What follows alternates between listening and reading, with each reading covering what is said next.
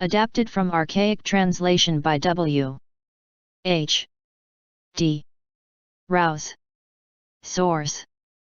Adapted from archaic translation by W.H.D. Rouse. Jātāka number 510. Ayoghara-Jātāka. Life once conceived, etc. This story the master told about the great renunciation. Here again he said, "This is not the first time, brethren, that the Tathagata has made the great renunciation, for he did the same before." And he told them a story of the past. Once upon a time, when Brahmadatta reigned in Benares, the queen wife conceived, and when her full time was come she brought on a son just after dawn of day. Now in a former existence, another wife of the same husband had prayed that she might be able to devour the child of this woman. She, it is said, was barren, and being angry with mother and son uttered this prayer, for which cause she came into being as a goblin. The other became the king's wife, and brought on this son. Well, the she-goblin found her chance, and putting on a horrific shape caught up the child from under the mother's eyes and made off. The queen screamed with a loud voice, "A goblin is carrying off my son!" The other champed and mumbled him like an onion, and swallowed him down. Then after various transformations of her limbs, which annoyed and frightened the queen, departed. When the king heard, he was dumb. What could be done, thought he, against a goblin? Next time the queen was in childbed, he set a strong guard about her. She had another son. The goblin again came, and devoured him too, and departed. The third time it was the great being conceived in her womb. The king gathered a number of people together, and said, "Each son my queen has brought on, a she-goblin comes and devours him. What is to be done?" Then someone said, "Goblins are afraid of a palm leaf. You should bind one such leaf on each of her hands and feet." Another said, "It is an iron house they fear. One should be made." The king was willing. He summoned all the smiths in his realm and asked them to build him an iron house, and set overseers over them. Right in the town in a pleasant place they built a house. Pillars it had, and all the parts of a house, all made of nothing but iron. In 9 months there it stood finished, a great hall 4 square. It shone, lighted continually with lamps.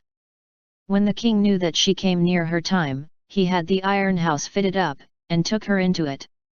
She brought on a son with the marks of goodness and luck upon him, and they gave him the name of Ayoghara-Kumara, the prince of the iron house. The king gave him in charge to nurses, and placed a great guard about the place, while he with his queen made the circuit of the whole city rightwise, and then went up to his magnificent terrace. Meanwhile the she-goblin wanting water to drink had been destroyed in trying to fetch some of the water of Vesavana. In the iron house the great being grew up, and increased in wisdom, and there also he was educated in all the sciences. The king asked his courtiers, "What is my son's age?" They replied, "He is 16 years old, my lord. A hero, mighty and strong, fit to master 1,000 goblins." The king determined to place the kingdom in his son's hands. He had the city decorated, and gave order that the boy be brought to him out of the iron house. The courtiers obeyed. All Benares was decorated, that great city of 12 leagues in extent. They decorated the state elephant in magnificent saddle cloth, and dressed the boy in his best, and placed him upon the elephant's back, saying, "My lord, make a circuit rightwise about the rejoicing city, your inheritance, and salute your father the king of Kasi. For this day you shall receive the white umbrella."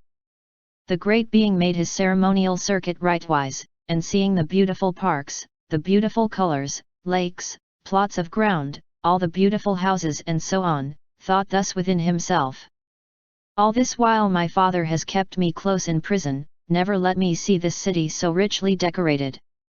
What fault can there be in me?" He put this question to the courtiers. "My lord," they said, "there is no fault in you. But a she-goblin devoured your 2 brothers, therefore your father made you live in an iron house, and the iron house has saved your life." These words made him think again. "For 10 months I was in my mother's womb, as it might have been the hell of the iron cauldron or the hell of dung. And when I came on from the womb, for 16 years I lived in this prison, never a chance of looking outside. Though I have escaped the hands of the goblin, I am neither free from old age nor death.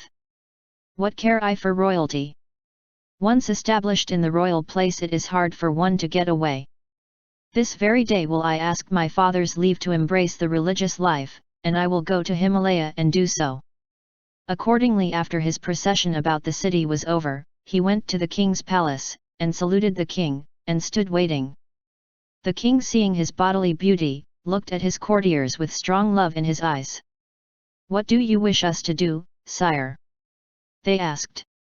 "Take my son and put him on a pile of jewels, ceremoniously sprinkle him from the 3 kongs, uplift the white umbrella with its festoons of gold." But the great being saluted his father, and said, "Father, I want nothing to do with royalty.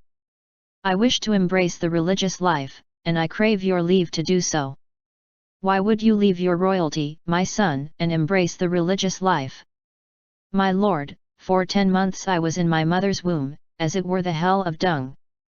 Once born, for fear of a goblin I lived 16 years in a prison, with never a chance even of looking outside. I seemed as it were thrown into the Asata hell. Now safe from the goblin, I am neither safe from old age nor death, for death no man can conquer. I am weary of existence. Until disease, old age, death comes upon me, I will follow the life of the religious, walking in righteousness. No kingdom for me. My lord, grant your permission." Then he stated the law to his father thus. Life once conceived within the womb, no sooner has begun. Then on it goes continually, its course is never done. No warlike skill nor no mighty strength can keep men from old age and death at length. All being plagued with birth and age I see. So I'm resolved a holy life for me. Great kings by force and violence subdue. Army of 4 arms, terrific to the view. Over death's army they win no victory. So I'm resolved a holy life for me. Though horses, elephants, and cars, and men surround them, some have yet got free again. But from the hands of death no man gets free. So I'm resolved a holy life for me. With horses, elephants, and cars, and men, heroes destroy and crush again.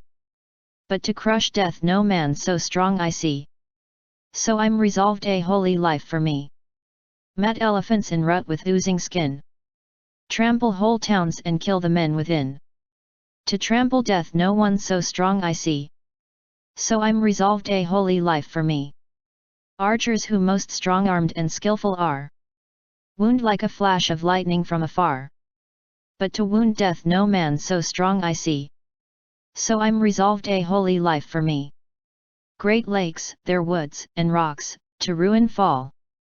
After a while ruin shall come to all. In time all brought to nothing they shall be. So I'm resolved a holy life for me. Like as a tree upon a river brink. Or as a drunkard sells his coat for drink. Such is the life of those who mortals be. So I'm resolved a holy life for me. The body's elements dissolve they fall. Young, old, the middle-aged, men, women all. Fall as the fruit falls from a shaken tree. So I'm resolved a holy life for me. Man's prime is all unlike the queen whose reign rules over the stars. It never will come again. For worn out old age what joy or love can be. So I'm resolved a holy life for me. While ghost and fairy and horrid goblin can, when angry, breathe their poison breath on man. Against death their poison breath no help can be. So I'm resolved a holy life for me. While ghost and fairy and horrid goblin can, when angry, be appeased by deed of man.